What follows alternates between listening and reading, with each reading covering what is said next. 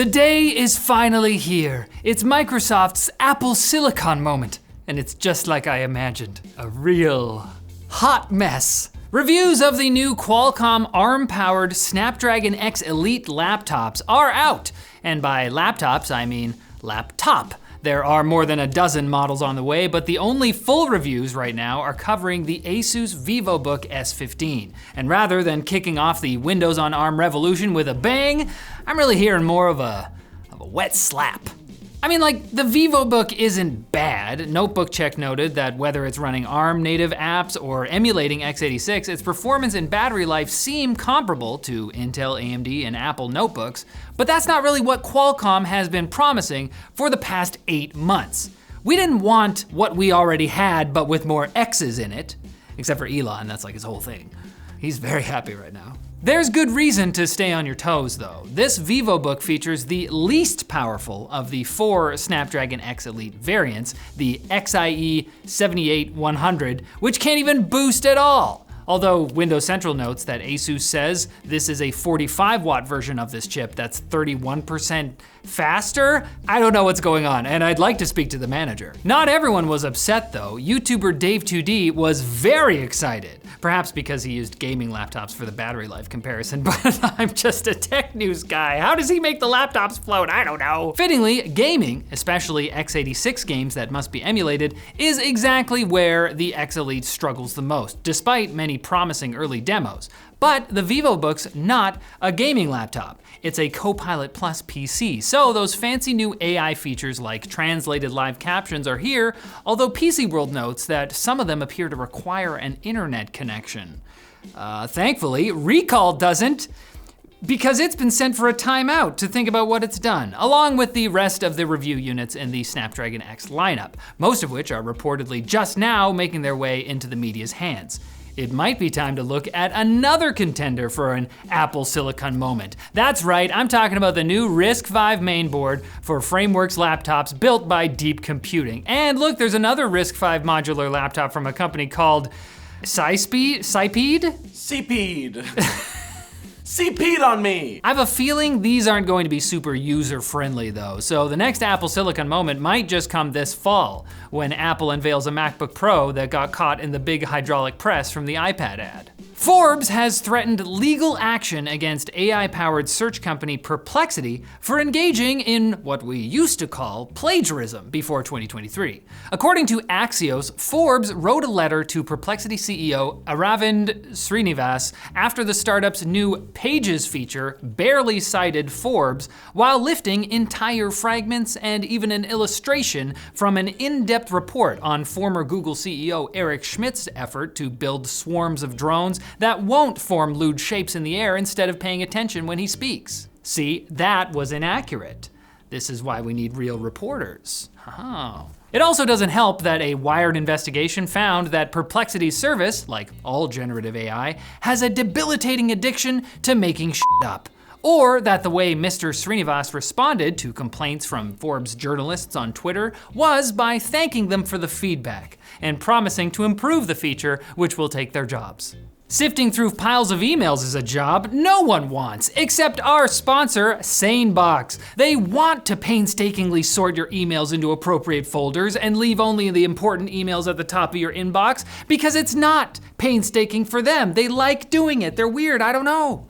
Why go through your emails one by one, hoping to find the diamond in the rough of newsletters you don't remember signing up for, when SaneBox is right there, pleading with you to turn them loose and help you, no matter what email client you use. They just love emails. An average SaneBox user saves more than 2 hours a week, and you can too by checking them out at try.sanebox.com/techlinked or head to our link in the description for a free 14-day trial and $25 off a paid subscription.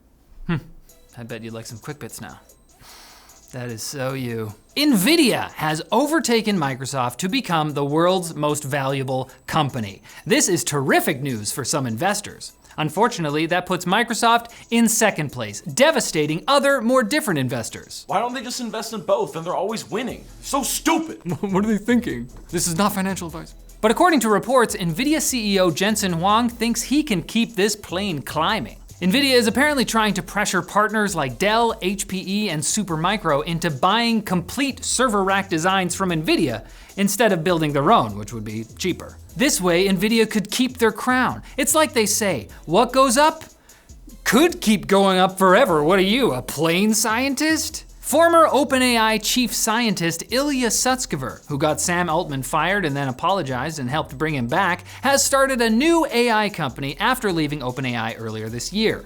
It's called Safe Superintelligence Inc., describing itself as the world's first straight-shot SSI lab, which sounds like a much better way to get to artificial superintelligence. Don't bother with launching Scarlett Johansson chatbots for lonely engineers. Just go straight to the end. Just build that one first.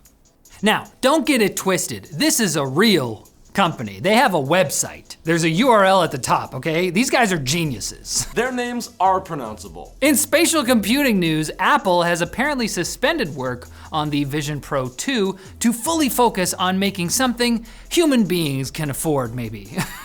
Meanwhile, Meta has laid off some employees as they restructure Reality Labs into two groups. Metaverse will handle the Quest line, while wearables will make things like the Ray-Ban Meta smart glasses, and perhaps pants.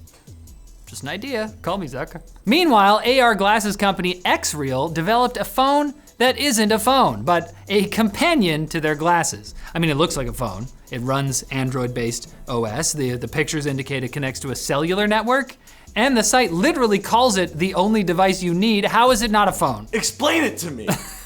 I'm so irrationally angry about this. It's a Game Boy. Google has suddenly updated the Pixel 8, 8a, and 8 Pro with official support for connecting to an external display through its USB-C port, reigniting some enthusiasts' dreams of using their phone as a mobile desktop computer.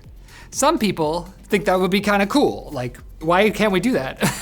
Pixel phones have actually had support for DisplayPort over USB-C and a desktop mode baked into Android for some time, but you had to go digging in the developer options to find it. Now, anyone with a Pixel 8 series phone can plug into a monitor and say, cool, before realizing they probably don't ever need to do that again. And Pixel 7 users can too, right? Right? And Japanese tech giant SoftBank has announced it is working on emotion-canceling AI technology to make angry customers sound calmer when they call customer service representatives. Japan, like the rest of the world, has a problem with customer harassment of employees, and that extends to call centers. Naturally, the solution is to cover up the issue and ignore it.